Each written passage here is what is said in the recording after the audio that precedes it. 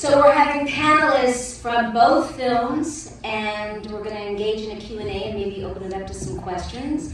So let me bring up to the stage in this order, and there's no particular order, I just kind of made this up. Can you hear me all? Yeah. Okay.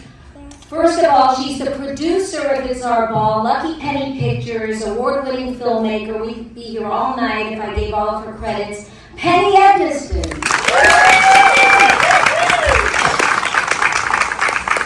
Next is somebody very special. She is the writer, producer, and participant of It's Our Ball, and basketball is her passion, as you saw, and she is the gravity and glue behind this dynamic short, Judy T. Marceline.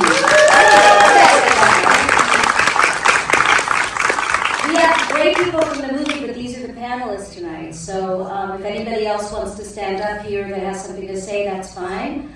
Last but not least, we have a male, and he's remember, it's 5 women for everyone, right? Director, cinematographer of It's Our Ball, and he hails from the Appalachian foothills of Virginia. Has a major resume that we'd be here all night, and he shoots Fear the Walking Dead. Please welcome David Morrison.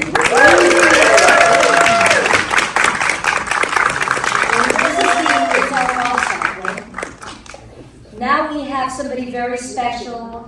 I can't wait to bring her up. It's Catherine Doyle, MS Paz, and she's the Director of Science, Research, and Public Policy for Performing Animal Welfare Society, founded by Ed Stewart and the late, great Pat Derby. Come on up, Catherine Doyle.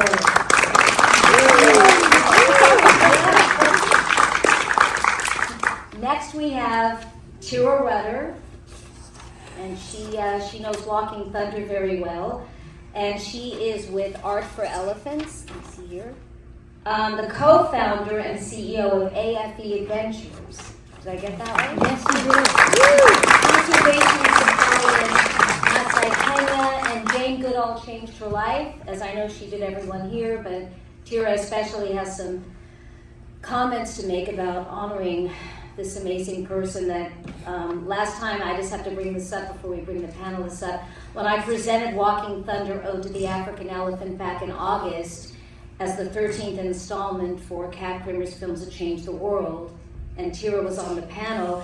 Jane Goodall, has endorsed this movie since the beginning, and the book I have here tonight that the filmmakers wrote.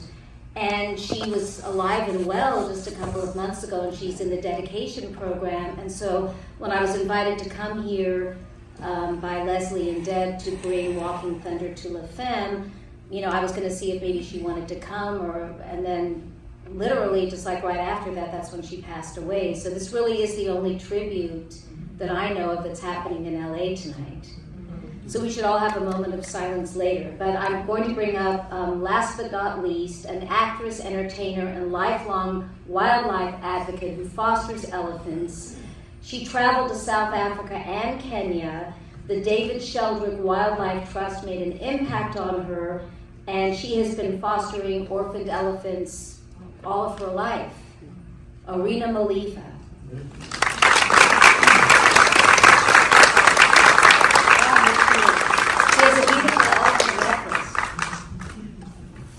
Okay, well, I'm going to start with It's Our Ball first. You can all sit. If anybody wants to stand, that's fine. I might. First of all, we don't have to rush. Oh, this is good. It's such an amazing film, but whoever wants to start first, how it came about, how long did it take to shoot, and basic filmmaker questions about the editing, which is great. And the music. So, Penny, do you want to take that one? Actually, can you hear me? Yes. Actually, I came on the film late. Normally, I'm on much earlier than this project. I saw a trailer that David shared of what they had put together, and then I got in touch with him immediately, and then I got involved. So I'll let Judy or David, tell how it started. Judy and I We used to play basketball together at the Hollywood YMCA 25 years ago. And I taught him. yeah, it's true. She thought she did, you know. Well, she still plays and I don't, so there you go. And Louise, who's in our film too, is up there. I met these ladies 25 years ago. Yeah, I think, can you hear? I met them 25 years ago, and I never stopped thinking about them. I moved on to other ways of exercise, but I never forgot about their stories, and we laughed, and I just thought about them forever. And Judy came back into my life through my daughter about 10 years ago, and then I was doing portraits of her. As you see my black and white portraits in the very end, I was just doing portraits of Judy, and she told me about this game, and I'm like, that sounds really cool. Can I bring a camera? And so that's how it started. Yeah, no, I've always wanted to tell our stories in some way, in some format, and I attempted it many different times. So when David was shooting his portrait of Friends, and he brought it up, and I was like, yeah, let's do it. And it just took on a life of its own. David showed up with a camera one day, and a lot of the footage that you see is from that first day of shooting. And we just started shooting it, and we had different things to do at different times, but it just kind of came together. We found this wonderful young editor who put together everything to make sense of it. And we had this 30-minute piece, and we needed something more dynamic, and Penny showed up, and she was like, what you saw. So it's been a wonderful process of people who love film and people who love basketball, So. Well, it seems like maybe there's plans. Is there plans to make a feature, either a feature documentary or narrative? And if that's the case, who would you cast in the roles? Or would you play it yourself? You know what? That's something that I've been thinking about and working on. I'd like to tell more stories within our membership. There are a lot of amazing women with amazing stories to tell, and I'd love to be able to expand on that and expand on the stories that you've already seen so far, and go a lot deeper and touch on issues that we all resonate with. That's what I'd like to see happen. Well, there's the spiritual aspect of basketball, and Walking Thunder is a very spiritual film that has a magic to it when you see it. For those who haven't seen it, there are some return people tonight. Thank you, Lucas and Jonathan, that saw it originally, and it's one of those movies that you want to see over and over because it does transport you to Kenya and to East Africa. So, Catherine, I'm going to start with you.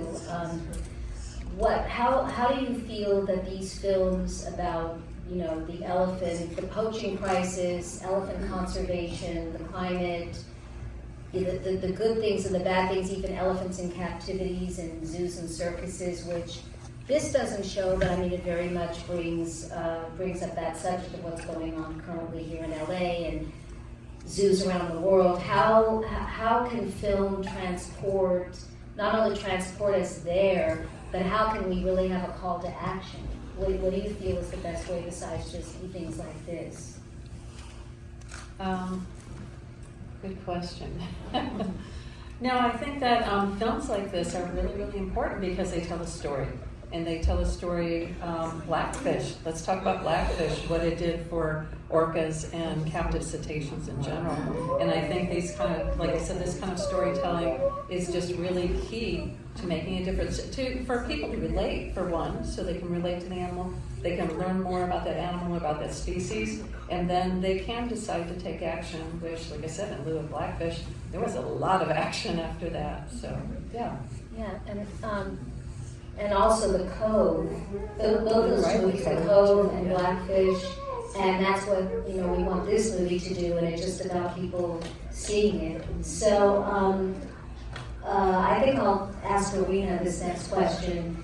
You've been fostering elephants for so many decades, and can you talk about how that's changed your life just from when you first went to the David Sheldrick Trust?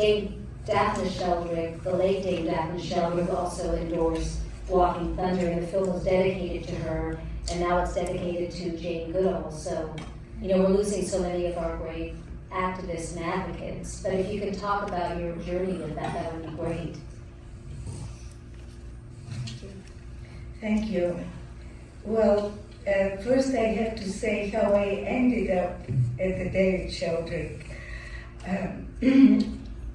A lot of my years with my husband, we've been traveling around, and the place that I love the most is Africa, because there's so many incredible animals, and I love animals.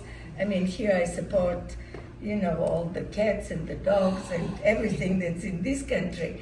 But there, how it happened was that one of the first times that we were on a safari, we were in Mbosi, which is a national park in Africa, in Kenya.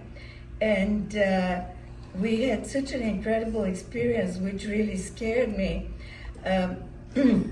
We were going with our Jeep, and out of the blue came an incredible, because in Amboseli there are the biggest herds of elephants.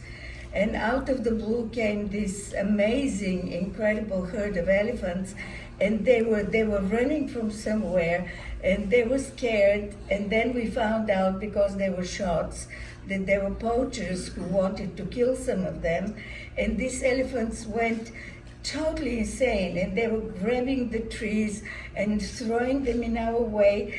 And I mean, all of this scared me incredibly, because it was one of the first time many years ago that I've seen something like that. So after that, keep going in Africa on safaris. 12 years ago, we went to Masai Mara in Serengeti, because I wanted to go to the border where they have the great migration of the animals when they cross the Mara River, and it's just an amazing spectacle of animals and so on. And after this big experience, somehow the guide told us, would you like to see a nursery where you could see the baby elephants? And I had no idea exactly what I was going to see there. And that was the David Sheldrick Nursery and Foundation. And so we went there, and there was a little baby elephant that had just arrived that day and was very scared of everybody who was around. And I looked at that elephant, and I fell in love with that little creature. So he was very scared, and he had just all the keepers. I mean, it's an incredible place, the David Sheldrick Nursery and Foundation. So I immediately signed to support that. He was called Lemoyan, that was his name. Then I went the next day, and I wanted to see what happened to him. And he came to me. And I couldn't believe. But he remembered me from the day before. And I felt so much in love with him that I started seeing all the others. They were all babies, and what they do is an incredible work. They call them when they know that they're poachers and they've killed the mother, and there is a baby. So they send a helicopter from their place to get the baby, bring it to the nursery, start taking care of that little baby elephant. And these little elephants cannot survive alone, and there is no milk, so they do special milk in England. And then they send it there. They live in all these little cottages with their keepers. So the keeper is on the top, the baby is down. And I mean, it's like a little city with these little cottages, And all these little baby elephants go around with their little blankets, and they feed them with the milk. I mean, it's an incredible thing. And on that time, they had 2 rhinos. And that was a special thing. They were telling us that Nairobi on that time needed workers to be building their highways. And who won the competition to do that were the Chinese. And the Chinese believed that the rhinos' horns, well, they do have keratin, but they believe that they could cure cancer with it.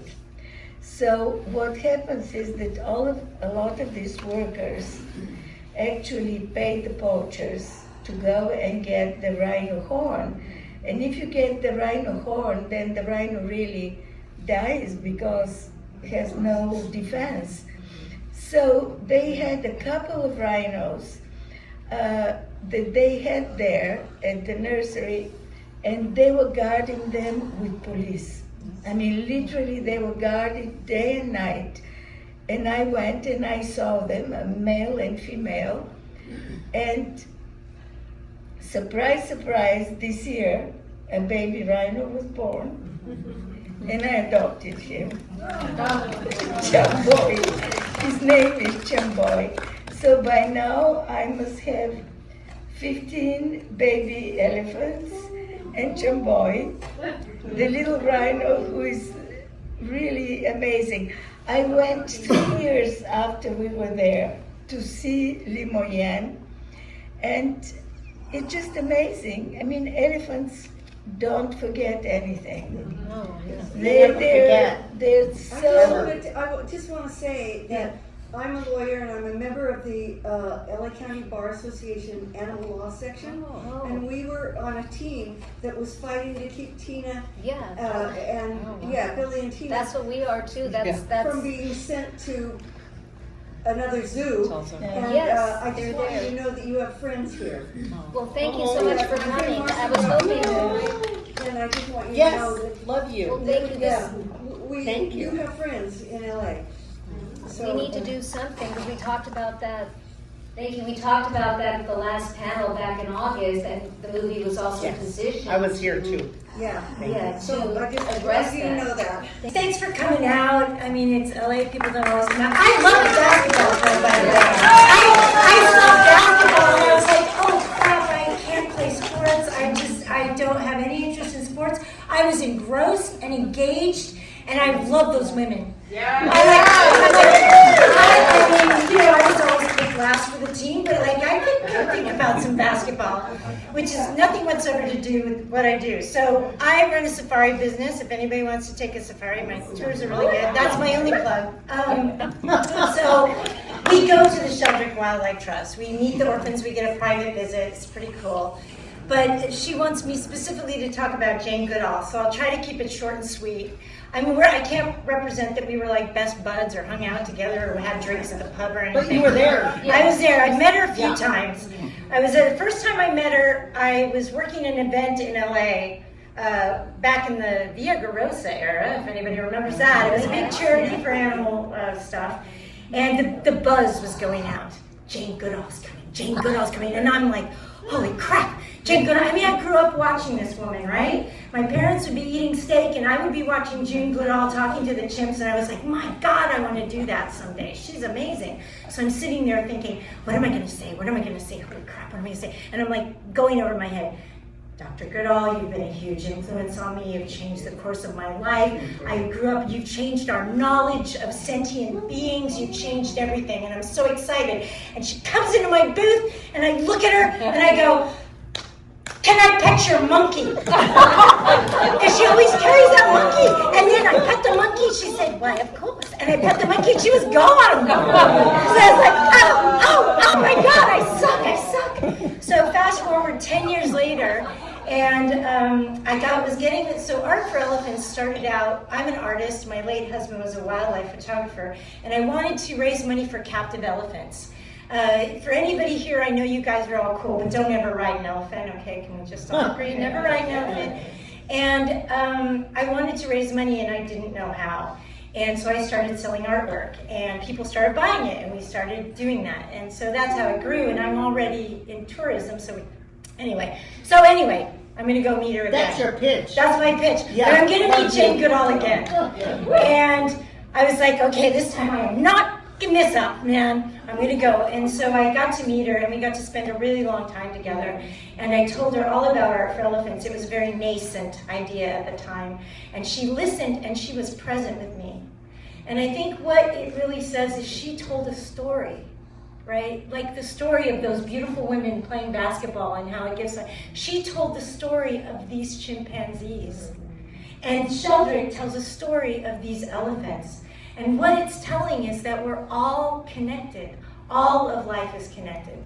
And to deny that connection is to kill our own species. And that's what Jane Goodall says.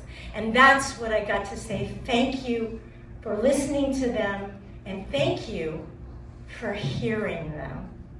And thank you for changing my life, and thank you for changing mankind. And even though we're losing some of these greats, the great conservationists of our era, I hope that we can all be those conservationists and advocate for humans, for old people, for whatever your thing is. Please do whatever you can. We're in the 11th hour. And if you've been moved by any of what Jane Goodall stood for, please. Thank you for Please. being here. Thank And you. I am kind of young. I'm only Do you have any 44, questions? but thank you for being here. And also, Oh, Pat. was a hero of mine, and Catherine can talk about that. And, you know, this film, I mean, both of them we're here at Femme, right? So they're both about female empowerment. The team behind It's Our Ball was all female, correct? And also basically behind Walking Thunder, except for Lysandra and Cyril, it was all female empowerment between Marie and the music and Wendy Blackstone. I mean, it's all females behind the scenes. Okay, I just want to say a little bit about female empowerment, especially in like animal rights and animal protection work.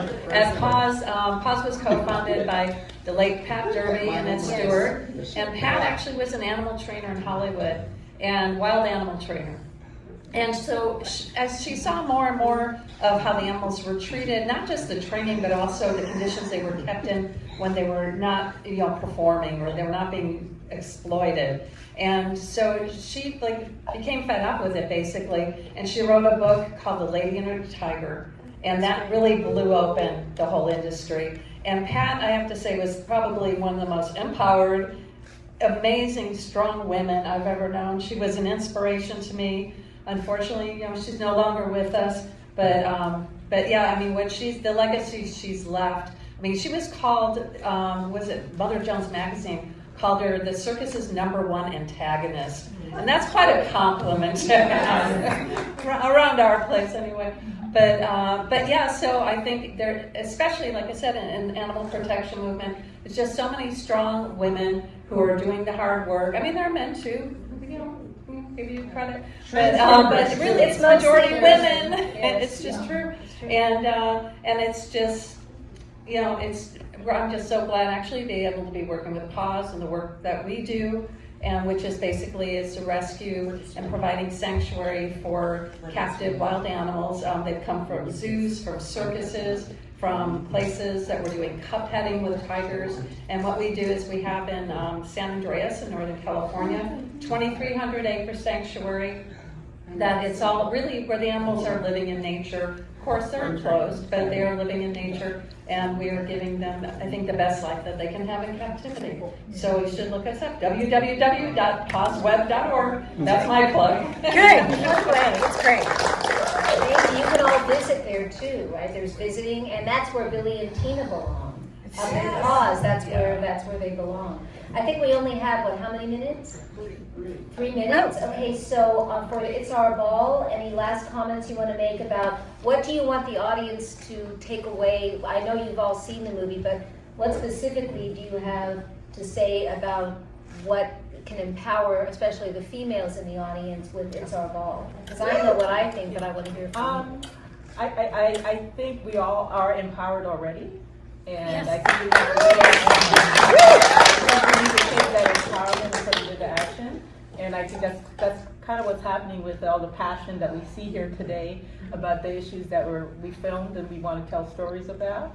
So yeah, just take our empowerment and put it into action is what I would say too.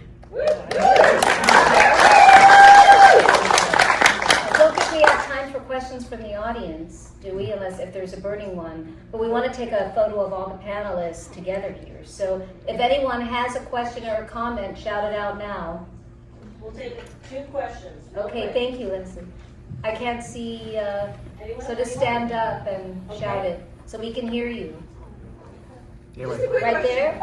there? For the It's Our Ball folks, it's such a good show. Thank you so much for that. And if there was something after you watched it many times that you would like to say more, what would you say? I would say save the world. And Please let the panelists. Yeah, I would Whales. say I just like to go songs. deeper in their stories. I mean, there's more nuances in Sue's story. The fact that we got Sue is up there to open up and be with us is amazing. And there's so much in the relationship with her daughter is so beautiful, and that didn't make that version. And there's deeper stuff. This one's sitting next to me, and deeper nuances in Louise's life and what she grew up. Like, their stories are so deep. Basketball is just the beginning, it's the entry. And I would love to go a lot deeper. And I mean, still, and the last thing I'll say, I want to go deeper about the way they play ball. I mean, they play ball in the most beautiful way, the way Phil Jackson, I think, sort of celebrated basketball, the triangle offense, and sharing it and incorporating your teammates. And the way they pass is so graceful. And there's a spirituality that comes from showing up and sharing the ball that way and including others and seeing others. And when you do that, it lifts all the souls. It's a very spiritual thing when you see the way they play. And I wish I had more time to go deeper into that, too.